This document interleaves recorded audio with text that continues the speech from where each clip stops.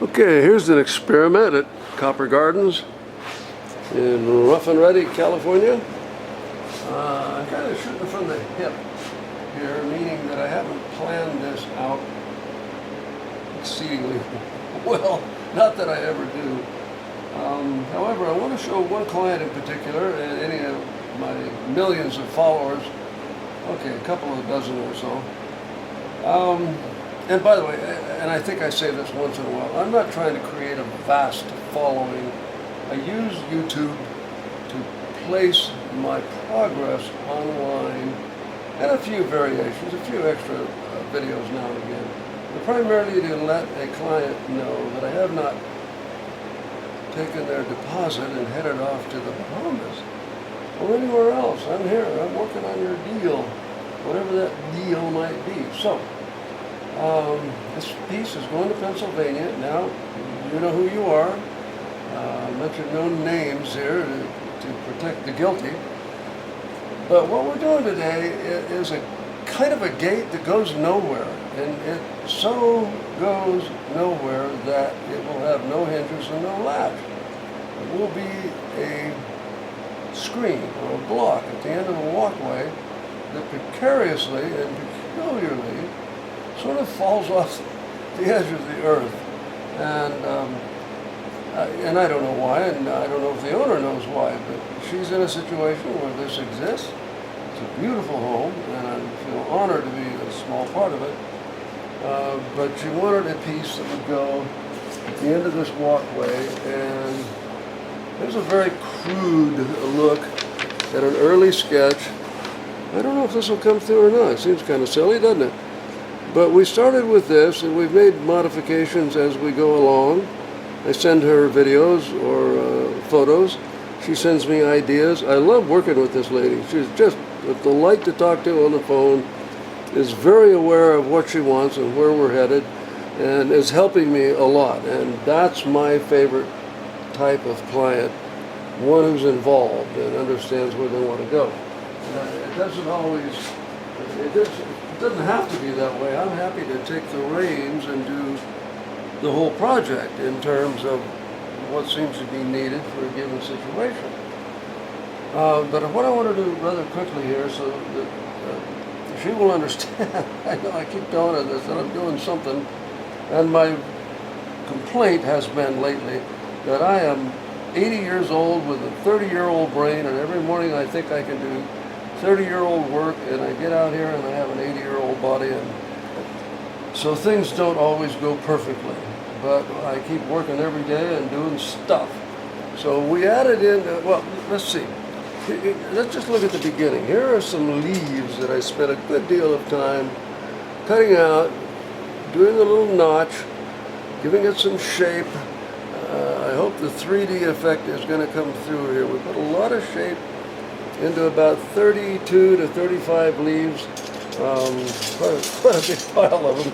The camera is set steady, so I can't easily pick it up. I don't think this is going to work either. No, I don't know. There's a stack of leaves with half of them on the table.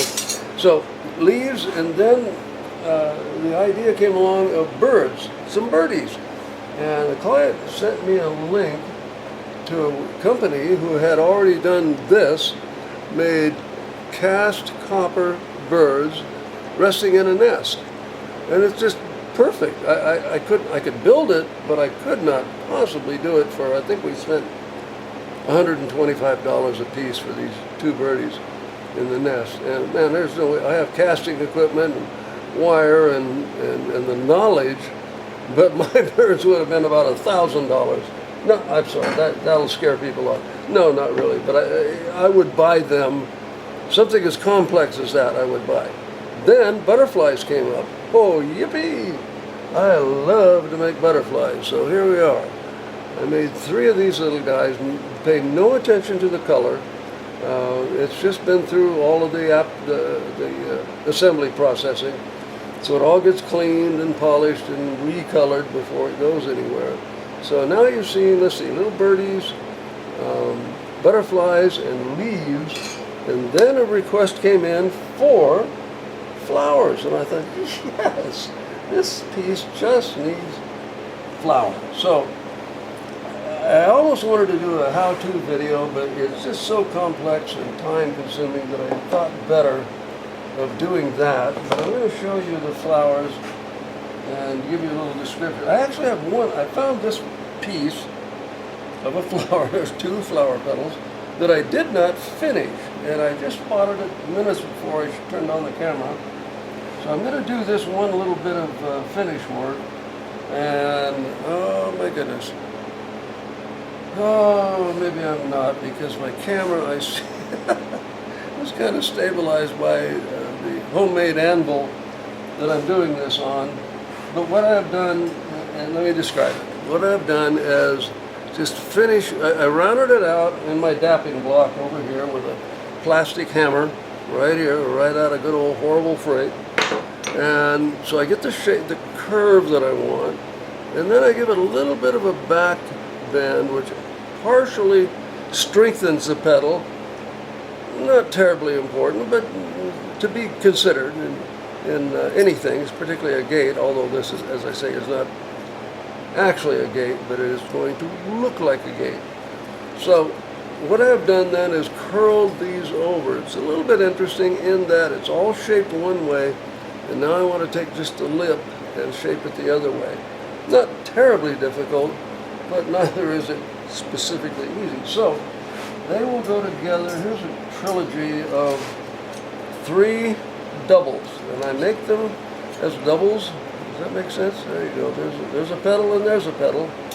6 petals out of 3 gizmos. That's a technical term. I'll teach you all of this stuff.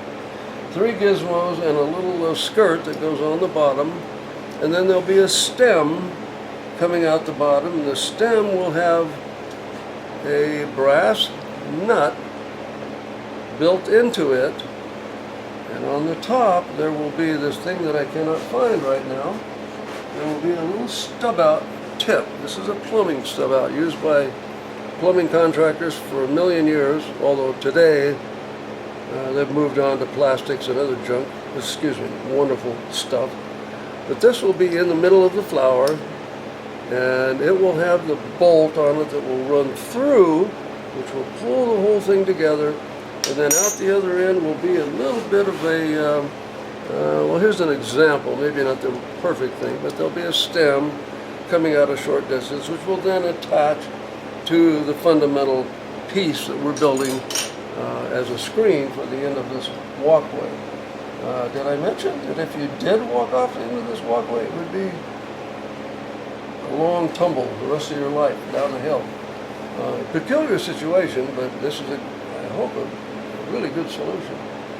So that's where we're at. Now, for the purpose of understanding, both for the client and viewers, other viewers, these pieces are maybe the most difficult part. They're certainly time consuming, far more so than putting together larger pieces and stems and things that make the frame and the structure of this piece that I showed you in that little picture. And so that stuff is sort of boring and mundane, but it's what I do. It's what I have to do to create a backdrop for all of this art to go on to and become a piece that's interesting to look at and functional at the same time. So I think I'll stop here pretty quick. I think I've said about as much, maybe more than I needed to, but I wanted the client to see where I am, and the fact that these bits and pieces, I don't stamp anything out. I don't buy pre-cut pieces from China. I refuse to do that. I will never do that. I will stop the day that's my only option. I do this because I like my hand influence in every single piece. Each one is slightly different. That doesn't look as valid as when you see a piece that is stamped out in China, or we're not putting China down a little bit maybe, but that effect of everything just identical, identical, identical, identical, it grabs your eye immediately and going, oh God, the guy just bought a million leaves and put them in. No big deal. Mine will never look like that. And that's what I offer my clients. It's expensive. Not everybody can do it. I don't apologize for that. I try to make something that is worthy of the cost involved. So I'm going to run over to the camera, shut it off. I don't see anything that you can't live without seeing right now. So thanks for tuning in, and we'll see you on another video.